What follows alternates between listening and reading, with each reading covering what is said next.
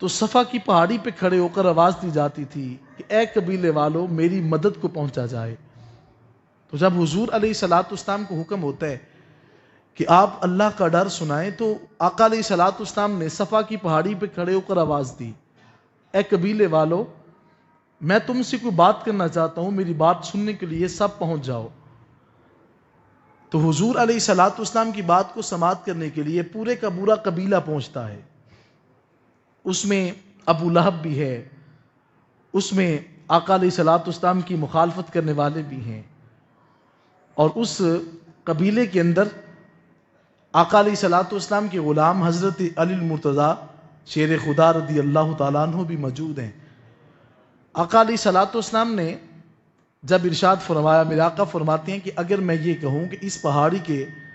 بائیں جانب ایک لشکر جرار ہے جو تمہارے اوپر حملہ آور ہونے والا ہے، تو کیا میری بات کو آپ مانتے ہو؟ تو سارے کے سارے قبیلے نے بیک زباں ہو کر کہا کہ حضور ہم مانتے ہیں، اس بات کو ہم تسلیم کرتے ہیں کہ ہو سکتا ہے کوئی لشکر ہو جو ہمارے اوپر حملہ آور ہونے والا ہے۔ تو آقا علیہ الصلوۃ والسلام نے پوچھا کہ آپ اس بات کو کیوں مانتے ہو؟ تو سارے کے سارے قبیلے والوں نے کہا حضور اس لیے مانتے ہیں کہ انت صادقون، آپ ہمیشہ سچ بولتے ہیں،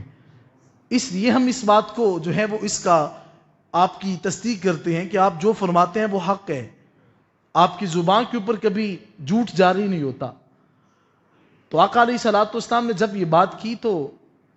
تاجدار ختم المرتبت علیہ تحیت و ثنا حضور ارشاد فرماتے ہیں،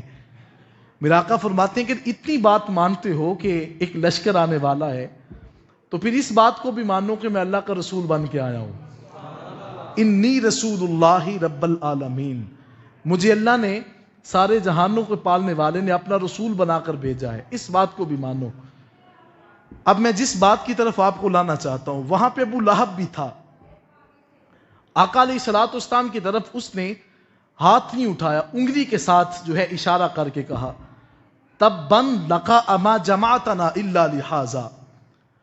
کہا العیاذ باللہ کہ آپ جو ہیں وہ آپ کا نشان مٹ جائے، آپ نے ہمیں اس مقصد کے لیے یہاں پہ جمع کیا تھا، اور آپ کا ہمیں بلانے کا یہی مقصد تھا کہ ہمیں دین حق کی طرف لایا جائے، ہمارے معبود جو ہیں ان کو باطل قرار دیا جائے، بتوں کو ناحق سمجھا جائے، ہمیں اس مقصد کے لیے اس پہاڑی پر جمع کیا تھا۔ اب اس نے ایک ہاتھ اٹھایا، ایک انگلی اٹھائی ہے، اللہ رب العزت